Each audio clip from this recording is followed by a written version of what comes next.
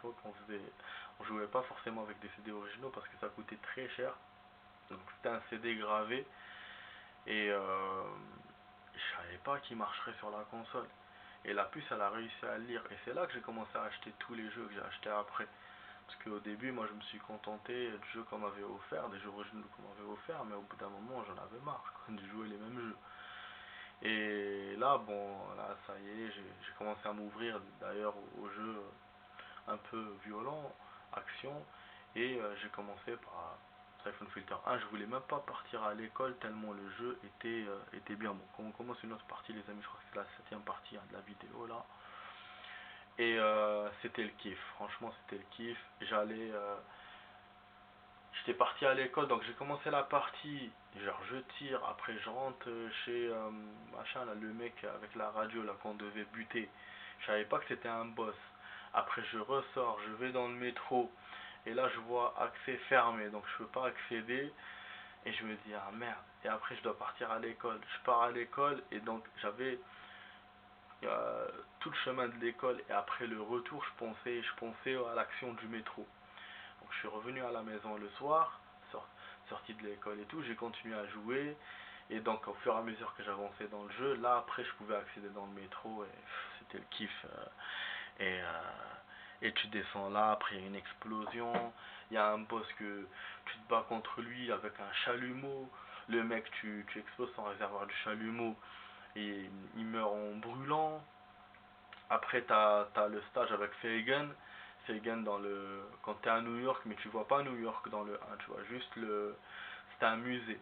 Un musée sur deux missions qui était super avec les vitres qui éclatent, les armes qu'on avait, les petites mitraillettes et tout et tout. Pff, oh là là là là.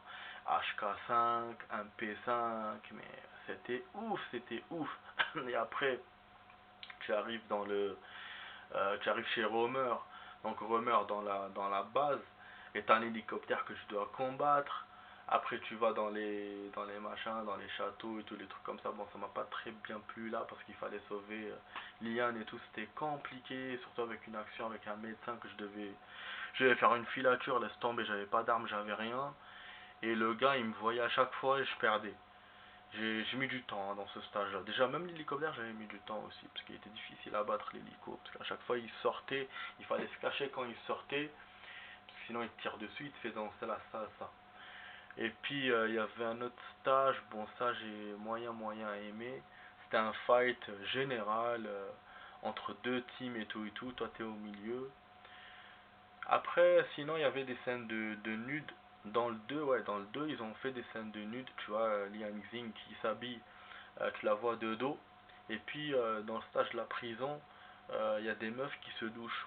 Mais avec la vapeur et tout, tu vois pas. Tu vois juste les pieds et tout, tu vois rien d'autre. Mais voilà, ils ont quand même essayé un peu de rendre le jeu un peu sexy. Mais après, dans le 3 ils ont enlevé ça. Voilà, ils ont enlevé ce truc-là. Sinon, en parlant, voilà, si je parle du 2 le 2 les stages étaient divers aussi.